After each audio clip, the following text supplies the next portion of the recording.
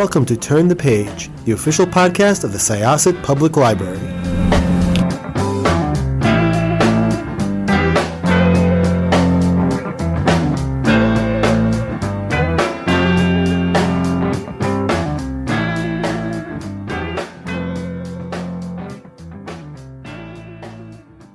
Welcome to Syosset Library's Turn the Page podcast. My name is Jessica. I am your host today, and I'm really excited about talking to this author because this was a really fun book. It took a lot of left turns. I was really excited to see, and it was funny, and it was dark, and it was relatable, and I'm really excited to talk about it. So, Elizabeth Rose Quinn, welcome. Let's talk about Follow Me. Thank you so much for having me. I'm thrilled to be here. This is so exciting. So, this book, we talked a little bit about this before we started recording, but I wanted to just kind of bring readers up to date. So, this book, it's a book about sisters, it's a book about motherhood, it's a book about influencer culture, and a bunch of other things. And I really liked it. One of the main characters is a mother of twins, twin boys. I am a mother of twin boys. So I felt a lot of her pain. It is wild. People who have twins or multiples, it's like you either know that lifestyle or you don't. It's bizarre. But just in general, the amount of competition that comes from being a parent these days is wild. Like it's hard to opt out of it. And the two women who are the main characters of this book are also twins. And I just loved it. So, to begin, in your own words, what is Follow Me about? Like, if you were to grab somebody in an elevator and you had a minute to just sort of like tell them, give them the classic elevator pitch, what would you say Follow Me is about? I would say Follow Me is about a kind of childless burnout whose twin sister, who's kind of straightened her life out, has gone missing. And she went missing at a mommy influencer retreat, and her sister Adrienne is determined to find out what happened to her. Everyone else has moved on, but Adrienne can't. She needs to know what happened to her twin sister Kiara, and in order to do that, she has to go to the last place Kiara was seen alive, which was, in Adrienne's mind, the worst place on the planet, which is a mommy influencer retreat. And she also must herself pretend to be a mommy influencer. And that is where the hijinks and horror begin. I think like there is a lot of interesting stuff that comes from both Adrienne and Kiara's situation. And like one of the things that is addressed is the fact that there is a divide. And I'm not saying this to slight anybody, but there is a divide when, be it your sibling or a very close friend becomes a parent. Mhm. And I am one of, I guess, I mean, I do have friends who are moms, but more of the friends I had before I had my kids are, either child free by choice or, in a double income, no kids household, for whatever reason. And I will say there are misunderstandings and misconceptions that go all ways, and arguments are sort of, things that are said that are not, it's like it doesn't really match up. And so rifts do happen. And it was interesting because Kiara really did, you find out from both Kiara's point of view and Adrian's point of view, like, hey, we used to be really wild. We had these wild times. We grew up with nothing. Yeah. And it's very easy for Adrian to be like, oh, you got this. What was it? She's making fun of like the online lingo. Like DH means darling husband. Ha, how funny is that? And it's like when you're on the other side of that, and even if you're not necessarily using those terms and you're like, my life is completely different, and I'm not really sure where my identity falls. Things that you maybe used to laugh at could be kind of hurtful. And between the rift that came between them and then seeing Kiara meet these mommies that are supposed to be like, they're famous for getting themselves in front of a camera and telling other people how to be moms when it's just sort of impossible standards because either they come from money or, they have like a background in entertainment. It was a Mhm. really interesting parallel. When it comes to the different types of moms that both Kiara in the beginning, but also Adrian meet, the mini mom squad, uh, what made you decide to go with those particular archetypes of online mothers? Well, I love that you use the word archetype because that's exactly what they are, right? I think I've gotten a couple questions where they're like, who's this based on? And I was really deliberate to not base it on any one person, any one influencer, any one celebrity, because I think I knew that I didn't want to take down one person.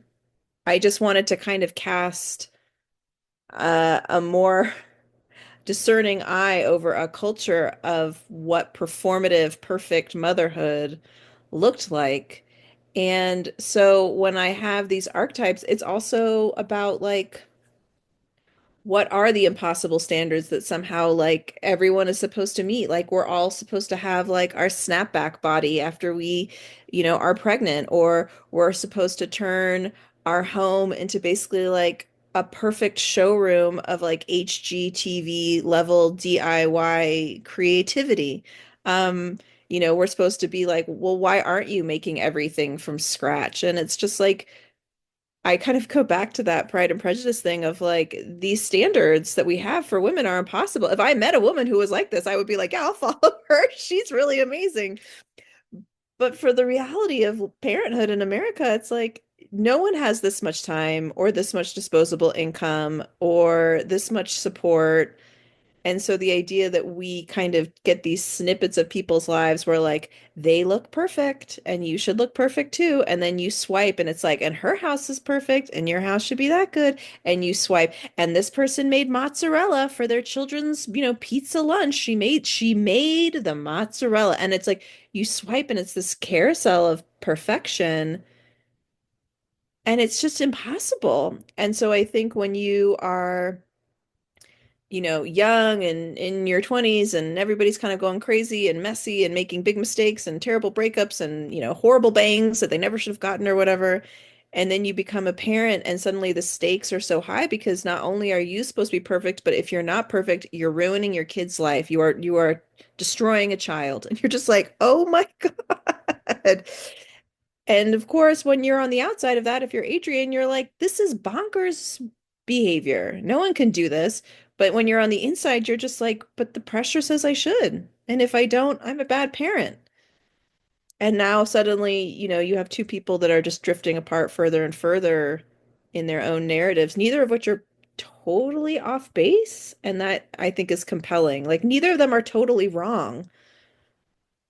Like, and I think that was part of what I really enjoyed about having not pitting them against each other, but having them feel so in tension around these archetypes and why people are trying to reach those heights. I also like just how real you sort of made the relationship between the obviously the relationship between Adrian and Kiara, but also her the relationship with the spouse, because you look at somebody like Adrian and you're like, you're not really giving people a chance. And you can kind of say that about how she went into this mom retreat. However, at the same time, her twin sister disappeared mysteriously from this retreat. So I wouldn't be giving them much of a chance either.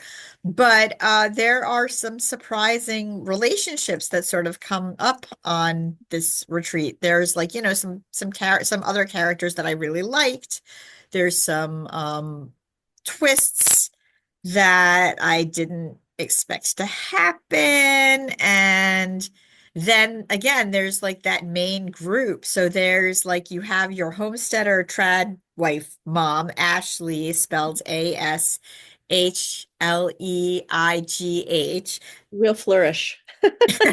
No, no shade to anybody named Ashley who spells their Yeah. name that way though. There, but it was like it felt just sort of like a very deliberate, she can't just be Ashley, she has to be Ashley. There's something about that.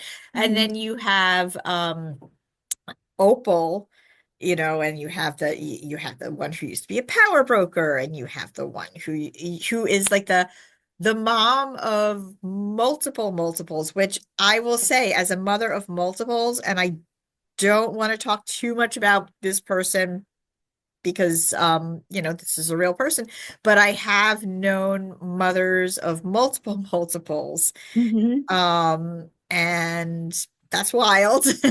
Yes. Yeah. And again, it's like the other thing is to get into this retreat, you have to pay all this money Yes. just to be around these women. And, it's almost like they're training you to build this brand. And it's not enough just to be a mother. Now you have to be a brand. Now you have to be like, are you an Ashley? Are you a Thea? Are you? Um, which just seems like a nightmare to me. Well, I think there's a way that, yeah, the kind of brandification of every person on the planet was something that had been bugging me for a while.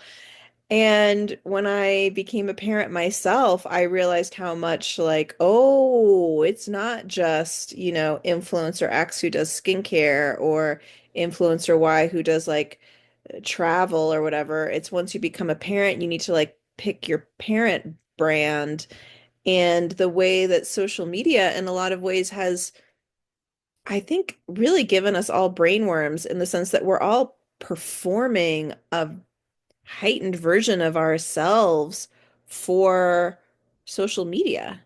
And I'm not saying that from any higher ground. Like I definitely have found myself kind of halfway through doing a post and then being like, what am I doing? Who is this for? What is this pithy caption? This is so bizarre, and deleting the whole thing.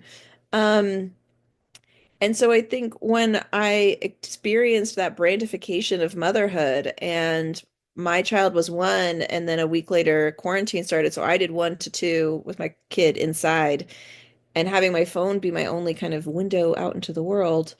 And then suddenly realizing, like, oh, look at all these things these parents are doing. They're building Montessori playgrounds in their living room. They have every Thursday afternoon, they do a cooking project. Like they have a little chef's hat and like a special stool, and just kind of realizing the expectation of social media is telling me to not just do this stuff, but also perform it for social media. That was the part where I was like, oh no, we've really become the snake eating our own tail, because the person who's not getting really any attention in this is the child you're supposedly doing it for. Because you're saying, no, no, no, don't make a mess. Look at the camera and like wear this hat that you hate. And like, that's not about the kid. That's I mean, about it's your it's follower. also yeah, it's also very like Truman Show, isn't it? Yes. Like that was such a great movie. I was actually explaining what that was to my kids. And they're like, Mhm. that sounds horrible. And I'm like, I know, right? But when you think about it, this is kind of what we're all sort of aspiring to be. And it's rough. But I wanted to get back a little bit into just sort of the meat of the story because it goes so many different places. Sure. When you were writing it, were you along for the ride, or did you know where it was going?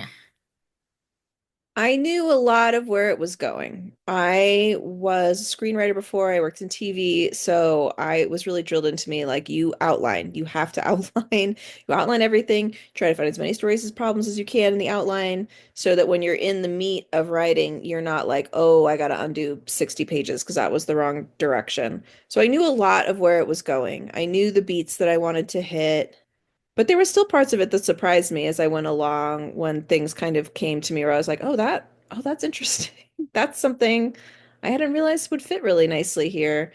And it was fun. I mean, the other part of writing with kids is like I needed to have an outline because I would be like, all right, I've got 20 minutes to write on the floor next to the bathtub while my ch child takes a bath. I can't be like, where is the inspiration? It's like, I know exactly the next scene and I can do that right before we wash hair. Um, but so it was fun. It was fun to still know where it was going and then be able to kind of spend so much energy like filling out all the ridiculousness of that world. I felt like I got to put a lot more energy into all of that completely heightened nonsense, respectfully to my characters. It is called a thriller. I think it transcends that genre a little bit. I don't, again, it's like I don't want to say too much about that because if I do, it'll totally give away the ending. But I guess, from what it sounds like, you knew what was up. Like Adrian and Kiara didn't 100% know what was up. Adrian Mhm. knew this was not right, Mhm. but she didn't know how not right or why not right. How much fun did you have writing this? It was like an exorcism. It was amazing. It was like I wrote this book without any plan of just like I'll put this out as a PDF on Reddit if I have to. I needed to read this book when I had a small child and I need to get all of these thoughts out of my head before they like attack my brain. I had a ball. I had an amazing time. I It felt like flying. It was great. And it was kind of, you bring up an interesting point, which it was kind of hard when I knew where everything was going. But it's like, how do I make Adrian not know, even though that's my point of view character? So that was something I definitely had to track of like, you know that, Elizabeth, but she doesn't pull that back. So that was definitely a balance I had to find. I read that this has been optioned for a screen. Yes, it has been optioned by MGM, Amazon Studios, to be a feature film. So very excited about that possibility. I definitely still write like a screenwriter in a lot of ways.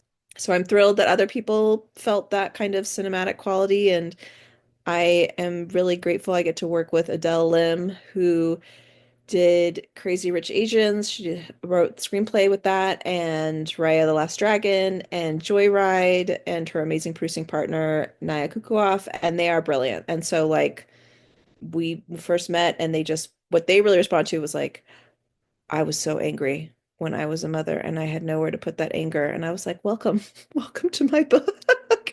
So they really got what was important, which is how do you be your most vulnerable, caring self and be really angry. Like, how do we make these two things fit together? And this book really kind of helped me find that line.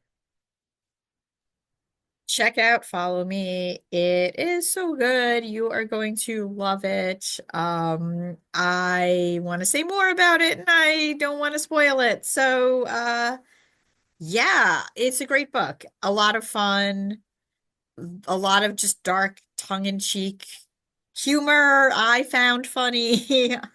There's Good. yeah, there's also, some it gets it goes places. So that's the other thing. But I do think that this is going to be one that's going to be on everybody's list, and I cannot wait to see the adaptation because I think it's going to be just as fun, if not Well, different fun. different fun. Jessica, thank you so much for having me. I'm so glad you enjoyed the book. I really appreciate your time and your listeners' time, and I hope everybody enjoys Follow Me as much as I had fun writing it. Thank you so much. We are going to close this chapter of Turn the Page. It's time to close this chapter of Turn the Page. Join us for the next episode.